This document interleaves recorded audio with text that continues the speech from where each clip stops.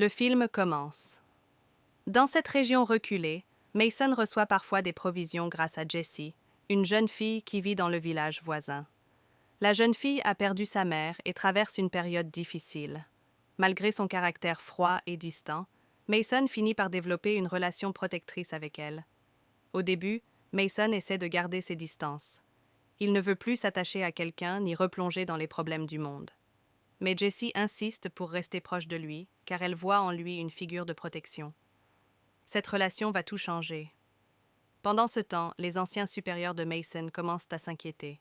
Certaines agences gouvernementales pensent qu'il pourrait devenir une menace ou révéler des secrets dangereux. Le chef de cette organisation, Manafort, décide alors de reprendre contact avec lui. Mais la situation dégénère rapidement. Au lieu de négocier, des agents sont envoyés pour surveiller Mason, puis pour l'éliminer. Les services secrets commencent à considérer Mason comme un homme dangereux qu'il faut supprimer. Un jour, un homme nommé Workman, lié aux anciens contacts de Mason, arrive pour le confronter. Une bagarre éclate entre les deux hommes, mais Mason est toujours aussi redoutable.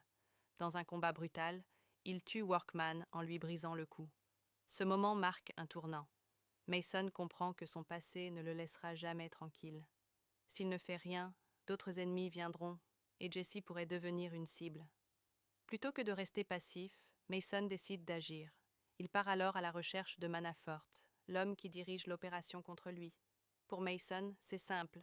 S'il élimine la personne qui tire les ficelles, tout s'arrêtera. Il infiltre la maison de Manafort, neutralise plusieurs gardes et finit par atteindre son ancien supérieur.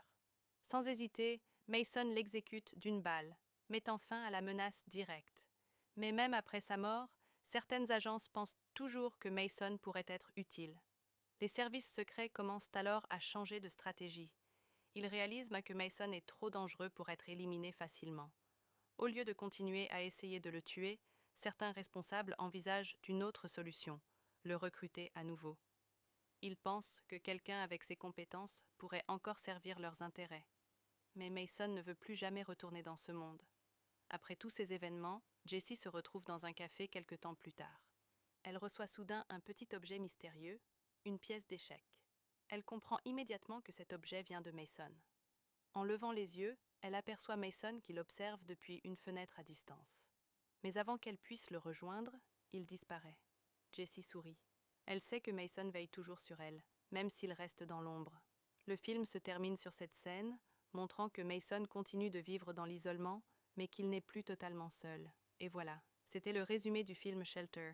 Si cette histoire vous a plu, abonnez-vous dès maintenant à la chaîne, laissez un like et dites-moi en commentaire quel film vous voulez voir dans la prochaine vidéo.